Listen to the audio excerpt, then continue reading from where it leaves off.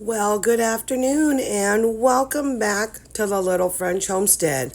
My name is Sherry. If you are new to my channel today, welcome. In this video, I would like to talk to you all about setting up your kitchen for success.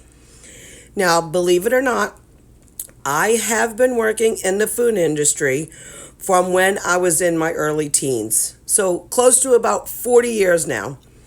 My parents, they bought a convenience store when I was about 11, and they had added a pizza slash sub shop addition about 4 or 5 years later, and we were always super busy.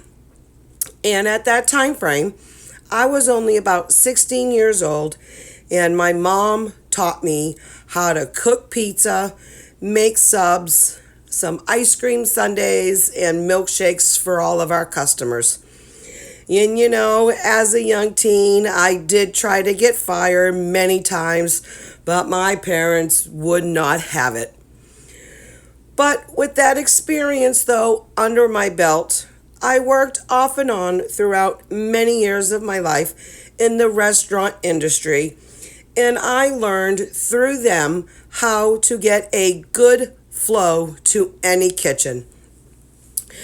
You want it to be a well-oiled machine, or as good as it can be on one's budget. But having a good flow to your kitchen can set you up for a fast and easy and productive cooking experience that not only will you enjoy, but you will want to learn how to be a better cook for you and your family. Not only do you spend a lot of time in your kitchen throughout your lifetime, remember the kitchen is the heart of the house. Having a kitchen fully stocked and cleaned before you start, you will always start then on the right foot. What also helps is setting your kitchen into blocks. So for instance, I like keeping all of my baking items on a top shelf. I don't use chocolate chips or brown sugar on a daily cooking basis. So they're in reach, but not where I would need to access them every day. Now, I do have a lot of other spices, like I keep in these handy jars here on the bottom shelf of my cabinet. Those are the ones like your cayennes, your turmerics. You don't usually use that all the time, but you also want it accessible. So my accessible items, which I like to make sure that I keep right here next to this rack by my stoves. No, you don't want it near the heat because you don't want to ruin any of those flavors. But I like to keep them here and an easy and accessible. So if you want to make any spice blends, this would be the perfect time to do so. So I look at what I need, and I use the spice mixes that I use the most of. So I would use barbecue, some chili seasonings, some taco seasonings, and some Italian seasonings on my rack. Okay, just a few that I have. That way, if a recipe does call for an Italian mix, you don't have to be pulling out all of the spices that you would have for an Italian mix. You have it already, easy access. You take out what you need, you put it back. Now, don't get me wrong. I do have some store-bought blends in my cabinet as well. For those days that I really just need maybe a whole packet of ranch or a whole packet of Italian, I can do that without having to really use my brain for the division of how much I need in my mixes. I mean, you can use your heart to measure if you want to. But as a beginner cook, you are limited to the ingredients because you're just still finding your way at learning how to cook. So you have a few choices at your disposal while you are trying to go ahead and figure out how to cook. But the more experienced home cook may have some more choices, may have more varieties, but they will always try to cook with at least homemade or homegrown ingredients whenever possible for the best high quality of dishes. But I don't know about you, but I know I can't afford that. So I do what's in my budget and what I can afford. Remember, there are many days that even the best cooks don't want to cook. So it's okay to cheat every now and then and having some extra backup spices from the store that are perfectly still fine to use. Think about this though. Your kitchen is also too more than a place to cook meals. Again, it is the heart of your home, where memories are made and energy is fueled. When optimized, it can be a powerful space that does boost your productivity, health, and overall a cooking success. We've all been there, a cluttered kitchen that feels overwhelming, disorganized, that wastes precious time, and a lack of function tools that makes cooking a chore.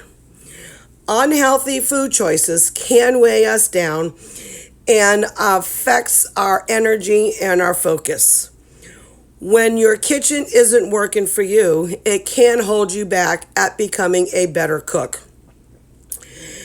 So just recently, I was in search of my green funnel.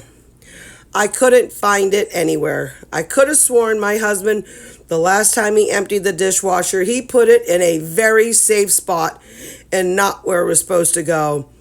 Well, a couple of days ago, I was making my rice video because I needed more rice, and guess what I found? In my bucket of rice was my green funnel, so I apologized and we all laughed. But I do have a rule in my house, especially in my kitchen. Please put it back where you found it, or if you don't know where it goes, you can clearly set it on the cutting board and I will put it away. That way, I am the only one who gets blames for if I can't find it later. Okay, so not also to having the right tools can also hinder your progress. Imagine having to chop vegetables for hours because you don't have a good sharp knife or even a knife sharpener. It is frustrating and exhausting. And then there are the unhealthy food choices. When you're short on time, it's easy to rely on processed foods or takeout. Now, I'm not saying that we can't do that every now and then, but when you're constantly doing it, it can have serious consequences for your health and your well-being, especially if it's done way too often. Before I started my meal planning for me and my family, I would get home from a long day at work and I was so exhausted and not wanting to stand in the kitchen for hours cooking for my family. I wanted to get takeout because everything was frozen. So one day I did decide to sit down and start my long journey of motherhood and make healthy, affordable, delicious meals. At first, we had a lot of repeats as I was still trying to find out where everyone liked and disliked. You know, as children grow up, sometimes they like this and then sometimes they try it again, they don't like it, and vice versa. But we did have one rule in the house, is that we must try all foods first before we say we don't like them. But just remember, as easy as all that sounds, a well-organized and stocked kitchen can also help you in developing healthy eating habits. Consider implementing a meal prep routine where you prepare meals in advance. This will save time and energy. I want to thank you all for allowing me to come into your home today. If you want to see more of videos like these, please go ahead and hit the share button, like, but comment below of how you like to set up your kitchen and any tips and tricks you would like to share.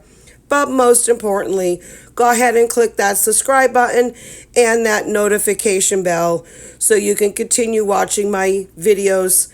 And as always, keep on cooking.